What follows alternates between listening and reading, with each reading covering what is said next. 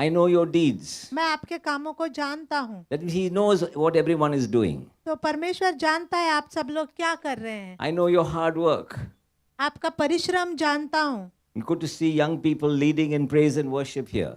हमारे जवान बच्चे यहाँ पर आराधना कर रहे थे। I know your perseverance. That means some of you are going through hard times. हाँ, मैं आपके परिश्रम को जानता हूँ। I know that you cannot tolerate wicked men. मैं जानता हूँ कि तुम बुरे लोग बुराई को सहन नहीं कर सकते। I know, and He says that you have tested those who claim to be apostles but are not and have found them false. जो अपने आप को भविष्यद्वक्ता कहते हैं तूने उनको जांचा और झूठा पाया है। You have persevered and endured hardship for my name's sake. अब मेरे नाम के लिए दुख उठाते उठाते तू नहीं थका। You know, when I got married to Lynn, जब मेरी शादी हुई मेरी पत्नी the honeymoon, हनीमून पे जहाँ गए I थे, saw 4 spots on my chest. 4 निशान देके मेरे छाती पर Within 1 महीने का अंदर from my head to my toes, मेरे सर से लेके पांव तक my skin was flaking like a rabid dog. मेरे जो है चमड़ी से पूरा पपड़ियाँ निकल रही थी। And I thank God for the quality of wife He gave me. और मैं परमेश्वर का धन्यवाद देता हूँ कि जैसी बीवी उसने मुझे दी है। I was shocked, मुझे बहुत झटका लगा। but I had to endure this sickness, hardship for 26 years और इसी बीमारी में मैं 26 साल में रहा until God healed me. और जब तक परमेश्वर ने मुझे But चंगा नहीं किया। For 26 years, I had to endure.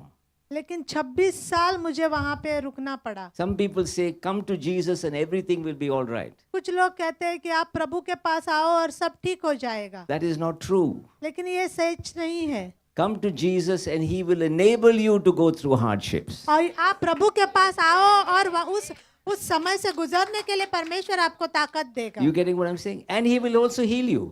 और वो आपको चंगा करेगा। But sometimes the healing doesn't take place immediately. लेकिन कभी-कभी चंगाई तुरंत नहीं होती है। It takes time. बहुत समय लगता So है। what this angel is saying to that church, तो स्वर्गदूत क्या कह रहा है that you have persevered and endured hardship.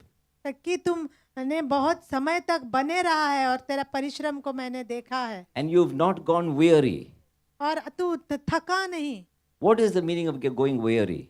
थकने का मतलब क्या है? You get tired and fed up and saying, hey, come on, forget this. आपको बस हो जाता है और आप कहते हैं कि बस मैं और नहीं कर सकता। Many of you have done that, have not left. Well done. बहुत सारे लोगों ने आप में से छोड़ा नहीं है। So Jesus is mindful of our good deeds and all that we do. परमेश्वर ध्यान रख रहा है हमारे अच्छे कामों का और जो कुछ हम कर रहे हैं। Like He was of that church. जैसे उस कलीसिया का रख रहा था। Yet, He says this. फिर भी वो कहता है, Yet I hold this against you. तेरे विरुद्ध में मेरे पास एक बात है। That means you can be working hard for the Lord, you can be persevering, etc. हो सकता है कि आप परमेश्वर के लिए बहुत परिश्रम कर रहे हो, प्रभु में रुके हुए हो, बने हुए हो। But He says this, you have forsaken your first love. फिर भी वो कहता है कि तूने अपना पहला सा प्रेम छोड़ दिया है। Remember the height from which you have fallen. जांच कि तू कहाँ से गिरा। Now this is a very, I'll use the word, see if you get the Hindi equivalent. This is a sobering thought. That means it keeps you quiet suddenly, isn't it? और ये एक ऐसा विचार है जो आपको स्तब्ध कर देता है, मौन कर देता है। Sometimes we almost feel entitled. I'm suffering so much, I'm working so hard, I'm doing all that. Jesus, why aren't you working for me?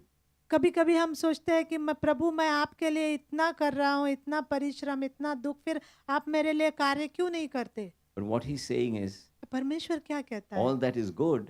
परमेश्वर कहता है ये सब तू जो कर रहा है वो अच्छा But what है। I want is your first love. लेकिन मैं क्या चाहता हूँ तुम्हारा पहला सा प्रेम। And you were in love with Jesus. Thank you so आप much. प्रभु के साथ God प्रेम bless में you. थे। You were in love with Jesus. आप प्रभु के साथ प्रेम में थे। But that love has gone cold. अभी वो प्रेम ठंडा हो गया है। And He's saying, notice something, I don't want that. I don't want that. और परमेश्वर कहता है कि मैं ये ठंडापन नहीं चाहता। I want you to retain that first love. और मैं चाहता हूँ कि तुम उसी प्रथम प्रेम में चलो। Isn't that amazing? क्या ये बहुत अच्छी बात नहीं है? So many good things. इतनी सारी अच्छी बातें, And yet there is a rebuke at the end. फिर भी एक अंत। और जब वो जवान थे एक दिन उनके पत्नी ने कहा कि आप मुझसे अभी पहले के जैसा प्यार नहीं करते। And this is for all the married couples here also. और ये सबके लिए है जो शादीशुदा है यहाँ पर। So he said, of course I love you.